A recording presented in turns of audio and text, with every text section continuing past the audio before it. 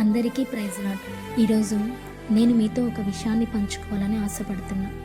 మనం కళ్ళు మూసుకొని దేవుణ్ణి ప్రార్థించేటప్పుడు కొన్నిసార్లు మనకున్న సమస్యలన్నీ మన కళ్ళ ముందుకు వచ్చేసి చాలా బాధగా, భారంగా అనిపిస్తుంది.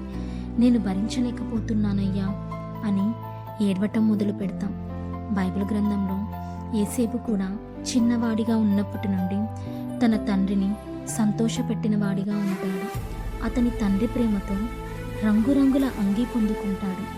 కానీ ఆ తండ్రినిచ్చిన ఆ రంగురంగుల అంగీ యేసేపు జీవితాన్ని సంతోషమైన చేయలేదు. కానీ ఆ అంగీ తన అన్నలను అసూయపడేలా చేసింది. తన అన్నలు తనను గోతిలో పడేసేలా చేసింది, అమ్మేసేలాగా చేసింది. కానీ చివరికి యేసేపు ఐగుప్తి ప్రజల అధికారిగా నియమించబడతాడు. అలాగే దేవుడు మనల్ని సపోర్ట్ చేసే వారి మధ్యలో కాకుండా తక్కువగా చూసే వారి మధ్యలోనే పెడతాడు. వాళ్ళు చక్కగా మనల్ని మాటలంట క్రిందనే అక్కడే ఉంటారు. అప్పటిదాకా వారి మధ్యలో ఉన్న మనల్ని మాత్రం వాళ్ళ కళ్ళ ముందే ఒక్కసారి వాళ్ళ అన్నా మాటలు వాళ్ళకి గుర్తు చేసి ఒక్కో మెట్టు పైకి హెచ్చిస్తూ ఉంటాడు. ఆయనని నమ్ముకున్న నీవు సిగ్గుపరచబడవు అని ఇంకోసారి నిరూపిస్తాడు.